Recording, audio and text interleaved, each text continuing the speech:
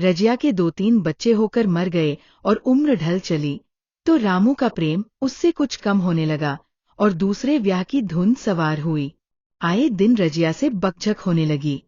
रामू एक न एक बहाना खोजकर रजिया पर बिगड़ता और उसे मारता, और अंत को वो नई स्त्री ले ही आया। इसका नाम था दासी। चंपई रंग था, बड़ी बड़ी आंखें, जवानी की उम्र, पीली कुंशागी रजिया भला इस नवयवना के सामने क्या जांचती। फिर भी वह जाते हुए स्वामित्व को जितने दिन हो सके अपने अधिकार में रखना चाहती थी। तिगरते हुए छप्पर को थूनियों से संभालने की चेष्टा कर रही थी। इस घर को उसने मर मर कर बनाया है, उसे सहज ही में नहीं छोड़ सकती। वह इतनी बेसमझ नहीं है कि घर छोड़कर ची जाए और दासी राज करे। एक दिन रजिया ने रामू से कहा, मेरे पास साड़ी नहीं है, जाकर ला दो। रामू उसके एक दिन पहले दासी के लिए अच्छी सी चुंदरी लाया था। रजिया की मांग सुनकर बोला, मेरे पास अभी रुपया नहीं था। रजिया को साड़ी की उतनी चाह न थी जितनी रामू और दसिया के आनंद में विघ्न डालने की। बोली, रुपये नहीं थे तो कल अपनी चहेती के लिए चुंदरी क्यों लाए? चुंदरी के बदले उसी दाम में 2 साड़ियां लाते तो एक मेरे काम न आ जाती। रामू ने स्वेच्छा भाव से कहा, मेरी इच्छा, जो चाहूंगा करूंगा। तू बोलने वाली कौन है? अभी उसके खाने खेलने के दिन है। तू चाहती है उसे अभी से नून तेल की चिंता में डाल दूं। ये मुझसे न होगा। तुझे ओढ़ने पहनने की साध है तो काम कर। भगवान ने क्या हाथ पैर नहीं दिए।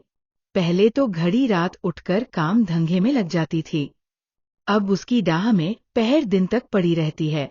तो रुपए क्या आकाश से गिरेंगे? मैं तेरे लिए अपनी जान थोड़े ही दे दूंगा। रजिया ने कहा, तो क्या मैं उसकी लौंडी हूं कि वह रानी की तरह पड़ी रहे और मैं घर का सारा काम करती रहूं? इतने दिनों छाती फाड़कर काम किया, उसका ये फल मिला, तो अब मेरी बला काम करने आती है। मैं जैसे रखूंगा वैसे ही तुझे रहना पड़ेगा। मेरी इच्छा होगी रहूंगी, नहीं अलग हो जाऊंगी। जो तेरी इच्छा हो कर, मेरा गला छोड़। अच्छी बात है, आज से तेरा गला छोड़ती हूँ। समझ लूंगी विधवा हो गई।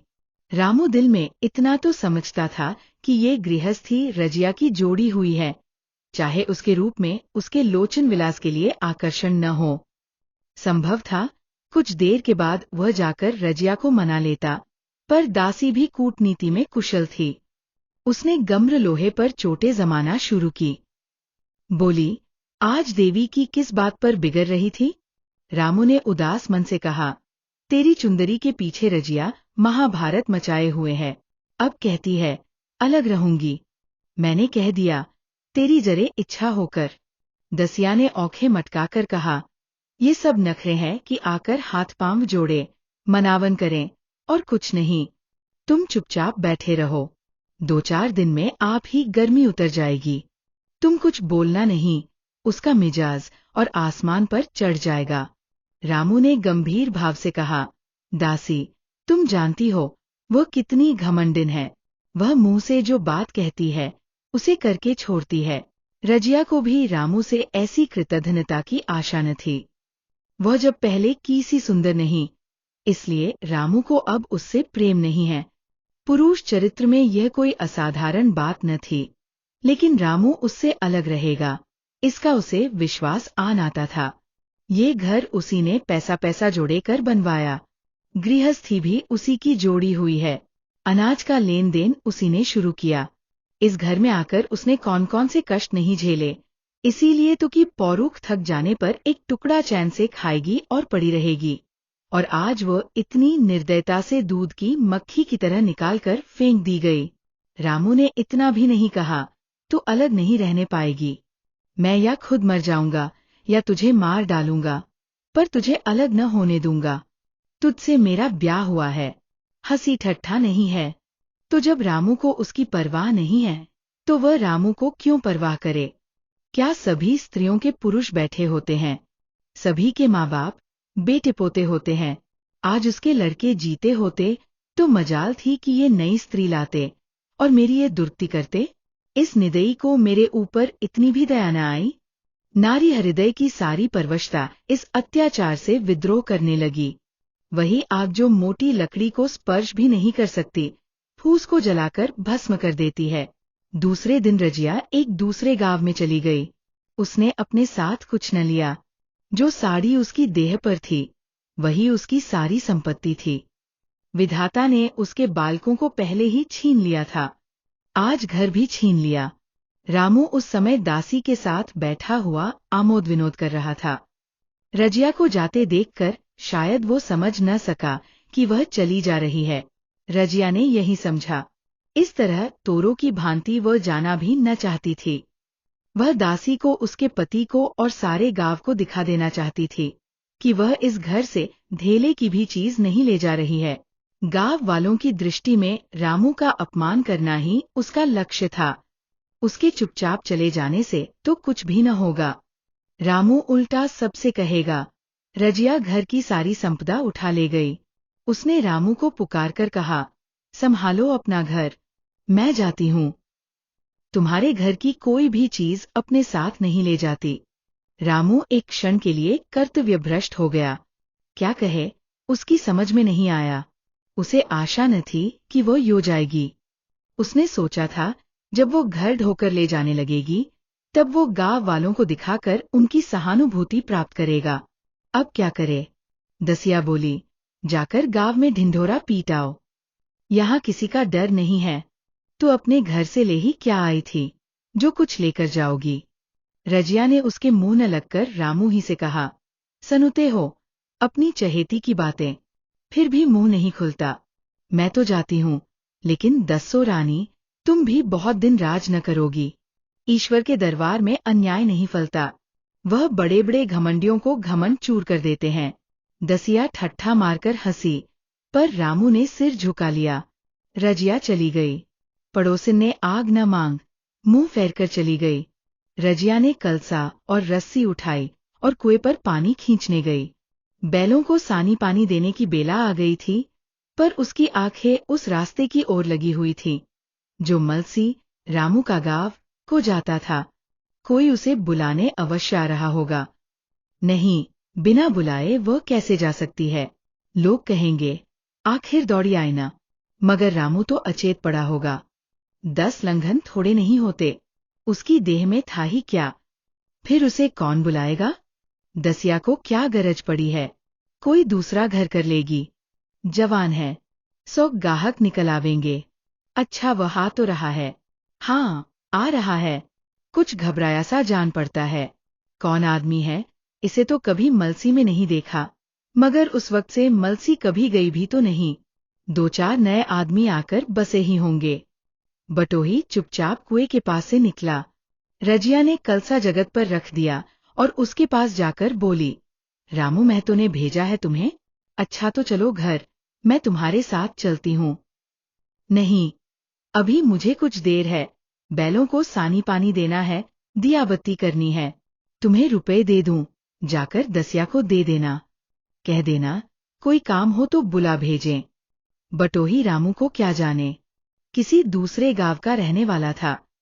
पहले तो चकराया, फिर समझ गया। चुपके से रजिया के साथ चला गया और रुपए लेकर लंबा हुआ। चलते चलते रजिया ने पूछा, अब क्या हाल है उनका? बटोही ने अटकल से कहा, अब तो कुछ संभल रहे हैं। दसिया बहुत रोधो तो नहीं रही है? रोती तो नहीं थी। वह क्यों रोएगी? मालूम होगा पीछे। बटोही चला गया तो रजिया ने बैलों को सानी पानी किया, पर मन रामू ही की ओर लगा हुआ था। स्नेह स्मृतियां छोटी छोटी तारिकाओं की भांति मन में उदित होती जाती थी। एक बार जब वो बीमार पड़ी थी, वह बात याद आई। 10 साल हो गए, वह कैसे रात दिन उसके सिरहाने बैठा रहता था। खाना पीना तक भूल गया था। उसके मन में आया क्यों न चलकर देख ही आवे। कोई क्या कहेगा? किसका मुंह है जो कुछ कहे? चोरी करने नहीं जा रही हूँ। उस आदमी के पास जा रही हूँ, जिसके साथ 15-20 साल ही हूँ। दसिया नाक सिकोड़ेगी। मुझे उससे क्या मतलब? रजिया ने किवाड़ बंद किए, घर मजूर को सहेजा और रामू को देखने चली, कांपती, झिझकती, क्षमा का दान लिए हुए। रामू को थोड़े ही दिनों में मालूम हो गया था कि उसके घर की आत्मा निकल गई, और वह चाहे कितना जोर करे कितना ही सिर खपाए, उसमें स्फूर्ति नहीं आती। दासी सुंदरी थी, शौकीन थी और फूहड़ थी। जब पहला नशा उतरा तो ठाएं ठाएं शुरू हुई। खेती की उपज कम होने लगी और जो होती भी थी वो ऊटपटांग खर्च होती थी। ऋण लेना पड़ता था। इसी चिंता और शोक में उसका स्वास्थ्य बिगड़ने लगा। शुरू में कुछ परवाह न की। परवाह करके ही क्या करता, घर में पैसे न थे। अताइयों की चिकित्सा ने बीमारी की जड़ और मजबूत कर दी और आज 10-12 दिन से उसका दाना पानी छूट गया था। मौत के इंतजार में खाट पर पड़ा कराह रहा था। और अब वह दशा हो गई थी जब हम भविष्य से निश्चिंत होकर अतीत में विश्राम करते हैं, जैसे कोई गाड़ी आगे का रास्ता बंद पाकर पीछे लौटे। रजिया को याद करके वो बार बार रोता और दासी को कोसता, तेरे ही कारण मैंने उसे घर से निकाला। वह क्या गई, लक्ष्मी चली गई। मैं जानता हूँ, अब भी बुलाऊं तो दौड़ी आएगी, लेकिन बुलाऊं किस मुंह से। एक बार वह आ जाती और उससे अपने अपराध क्षमा करा लेती, फिर मैं खुशी से मरता। और लालसा नहीं है। सहसा रजिया ने आकर उसके माथे पर हाथ रखते हुए पूछा, कैसा जी है तुम्हारा? मुझ तो आज हाल मिला। रामू ने सजल नेत्रों से उसे देखा पर कुछ कह न सका।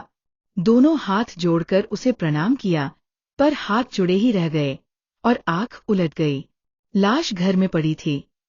रजिया रोती थी, दसिया चिंतित थी। घर में रुपए का नाम नहीं। लकड़ी तो चाहिए ही, उठाने वाले भी जलपान करेंगे ही। कफन के बगैर लाश उठेगी कैसे? 10 से कम का खर्च न था। यहाँ घर में 10 पैसे भी नहीं। डर रही थी कि आज गहन आफत आई। ऐसी कीमती भारी गहने ही कौन थे? किसान की बिसात ही क्या, 2-3 नग बेचने से 10 मिल जाएंगे। मगर और हो ही क्या सकता है। उसने चौधरी के लड़के को बुलाकर कहा, देवर जी, ये बेड़ा कैसे पार लागे? गांव में कोई धेले का भी विश्वास करने वाला नहीं। मेरे गहने हैं, चौधरी से कहो इन्हें गिरों रखकर आज का काम चलाएं, फिर भगवान मालिक है। रजिया से क्यों नहीं मांग लेती? सहसा रजिया आंखें पोंछती हुई आ निकली। कान में भनक पड़ी। पूछा, क्या है जोखो, क्या सलाह कर रहे हो? अब मिट्टी उठाओगे कि सलाह की बेला है? हाँ, उसी का सरंजाम कर रहा हूँ। रुपए पैसे तो यहाँ होंगे नहीं, बीमारी में खर्च हो गए होंगे। इस बेचारी को तो बीच मंधार में लाकर छोड़ दिया। तुम लपक कर उस घर चले जाओ भैया, कौन दूर है, कुंजी लेते जाओ। मंजूर से कहना भंडार से 50 रुपए निकाल दे। कहना ऊपर की पटरी पर रखे हैं। वह तो कुंजी लेकर उधर गया। इधर दसिया राजों के पैर पकड़कर रोने लगी। बहनापे के ये शब्द उसके हृदय में बैठ गए। उसने देखा, रजिया में कितनी दया, कितनी क्षमा है। रजिया ने उसे छाती से लगाकर कहा, क्यों रोती है बहन? वह चला गया, मैं तो हूँ। किसी बात की चिंता न कर। इसी घर में हम और तुम दोनों उसके नाम पर बैठेंगी। मैं वहां भी देखूंगी, यहाँ भी देखूंगी। धाप भर की बात ही क्या? कोई तुमसे गहने पाते मांगे तो मत देना। दसिया का जी होता था कि सिर पटक कर मर जाए। इसे उसने कितना जलाया, कितना रुलाया और घर से निकाल कर छोड़ा। रजिया ने पूछा, जिस जिस के रुपए हों, सूरत करके मुझे बता देना। मैं झगड़ा नहीं रखना चाहती। बच्चा दुबला क्यों हो रहा है? दसिया बोली, मेरे दूध होता ही नहीं। गाय जो तुम छोड़ गई थी, वो मर गई, दूध नहीं पाता। राम राम, बेचारा मुरझा गया। मैं कल ही गाय लाऊंगी, सभी गृहस्थी उठा लाऊंगी। वहां कया रखा है। लाश से उठी। रजिया उसके साथ गई। दाह कर्म किया, भोज हुआ। कोई 200 रुपए खर्च हो गए, किसी से मांगने न पड़े। दसिया के जौहर भी इस त्याग की आंच में निकल आए। विलासिनी सेवा की मूर्ति बन गई। आज रामू को मरे 7 साल हुए हैं। रजिया घर संभाले हुए है। दसिया को वो सौत नहीं, बेटी समझती है। पहले उसे पहनाकर तब आप पहनती है, उसे खिलाकर आप खाती है। जोखू पढ़ने जाता है। उसकी सगाई की बातचीत पक्की हो गई। इस जाति में बचपन में ही ब्याह हो जाता है। दसिया ने कहा, बहन गहने बनवाकर क्या करोगी? मेरे गहने तो धरे ही है। रजिया ने कहा, नहीं री, उसके लिए नए गहने बनवाऊंगी। अभी तो मेरा हाथ चलता है, जब थक जाऊं तो जो चाहे करना। तेरे अभी पहनने के दिन है, तू अपने गहने रहने दे। नाइन ठकुर सोहाती करके बोली, आज जोखू के बाप होते तो कुछ और ही बात होती। रजिया ने कहा, वे नहीं है तो मैं तो हूँ। वे जितना करते मैं उसका दूगा करूंगी। जब मैं मर जाऊं तब कहना जोखू का बाप नहीं है। ब्याह के दिन दसिया को रोते देखकर रजिया ने कहा, बहू, तुम क्यों रोती हो? अभी तो मैं जीती हूँ। घर तुम्हारा है, जैसे चाहो रहो। मुझे एक रोटी दे दो, बस। और मुझे क्या करना है? मेरा आदमी मर गया, तुम्हारा तो अभी जीता है। दसिया ने उसकी गोद में सिर रख दिया और खूब रोई। जी, तुम मेरी माता हो। तुम न होती तो मैं किसके द्वार पर खड़ी होती? घर में तो चूहे लौटते थे, उनके राज में मुझे दुख ही दुख उठाने पड़े। सोहाग का सुख तो मुझे तुम्हारे राज में मिला। मैं दुख से नहीं रोती, रोती हूँ भगवान की दया पर कि कहाँ मैं और कहाँ ये खुशहाली। रजिया मुस्कराकर रो दी।